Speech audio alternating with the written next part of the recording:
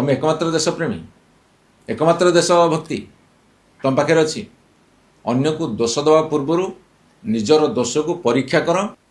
मंत्री कहते तेलर अभाव नहीं, सचिव कहते तेलर अभाव नहीं। वास्तव कथा देखिले 300 रु अधिका पेट्रोल टांकी बंद हो गलानी। वास्तवता देखिले प्रति पेट्रोल टांकी आगे लंबा लाइन लगुची। वास्तवता देखिले केंद्र सरकार वर्तमान 3 टंका लाखे बढ़े देले। ए सब कथा को जदि मिसई दबा मिछ कोटा वास्तवता कोटा सेटा आपण माने जानी परिबे।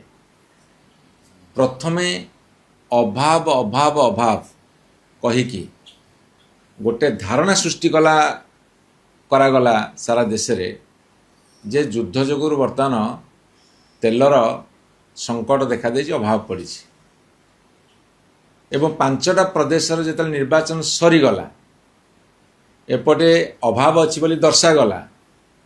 सेपटे तैल कंपानी मानकु साहाय्य करने जो माने निर्वाचन चांदा दियंती भारतीय जनता पार्टी खर्च उठाती से मानकु अधिका मुनाफा देवाई और से भागीदार होगापाई तेल दर बढ़ेले।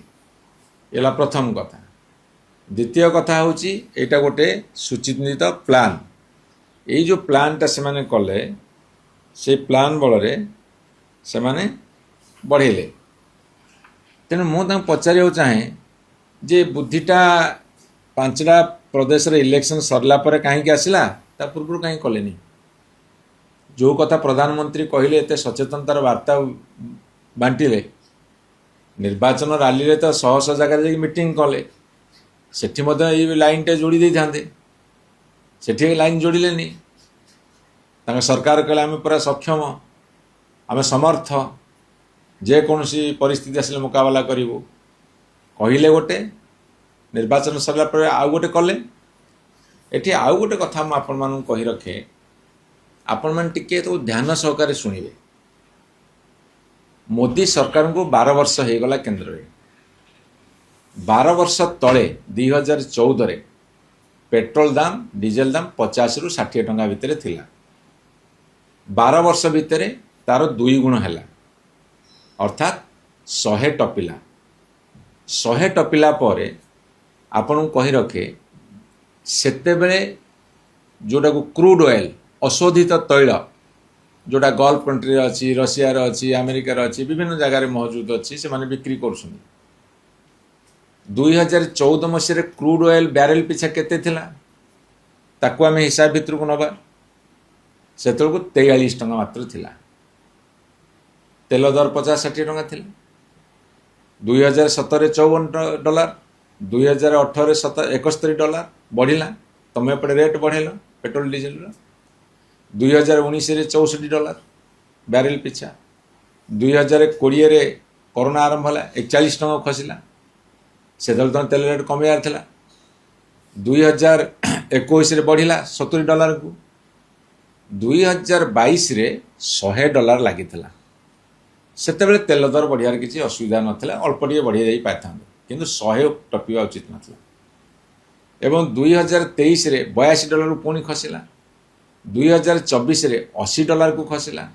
2025 रे मैं आपको कही रखे $70 को खसिला बैरेल पिछा। ये हिसाबटा आप जाना दरकार, ध्यानपूर्वक शुणा दरकार। जितेबले खसिला सेतेबले तुम तेल दर कमेल कि सेतेबले तुम तेल दर कमेल कि।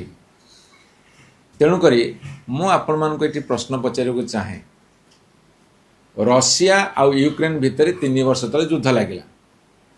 रशिया और यूक्रेन भितर 3 वर्ष तले युद्ध लगिला रशिया बैरेल पिछा $30 बिक्री कला $40 अति सस्तार भारत वर्ष रशिया तेल किणला। सेतेबेले मध्य तुम तेल दर कमेलनी, मुनाफा बहुत नहींच, लाभ बहुत खाइच। जितेबेले भारत वर्ष रे 100 टंका बिक्री होची लिटर पिछा तमें भारत वर्ष रिफाइन करी भूटान को बिकल से लिटर पिछा मात्र 60 टंका।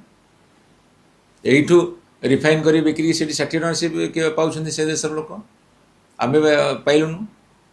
ଆଜି ରଷିଆ ଦେବାକୁ ପ୍ରସ୍ତୁତ, କିନ୍ତୁ ଆମେରିକା ମନା କରୁଛି ରଷିଆଠୁ କିଣିପାରିବନି।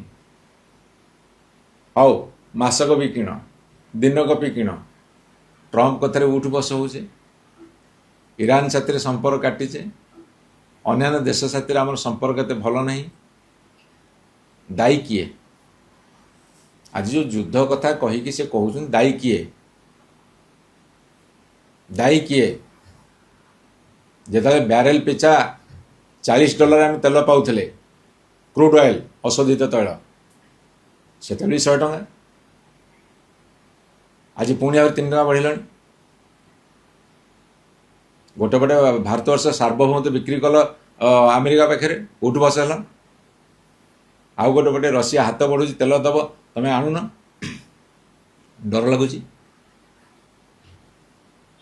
ଅଭାବ ସୃଷ୍ଟି ତମେ କରିଛ, କେନ୍ଦ୍ର ସରକାର ଅଭାବ ସୃଷ୍ଟି ତୁମେ କରିଛ, ତମର ବୈଦେଶିକ ନୀତି ପୁରା ଫେଲ୍ ମାରିଛି।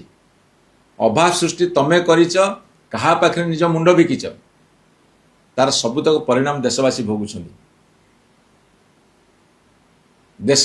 ଦେଶବାସୀ ଭୋଗିଲା ବେଳେ ଯେଉଁମାନେ ସତ କଥା କହିକି ବିରୋଧ କରୁଛନ୍ତି, ତମେ ସେତେବେଳେ ତାଙ୍କୁ କହିବ ଦେଶଦ୍ରୋହୀ।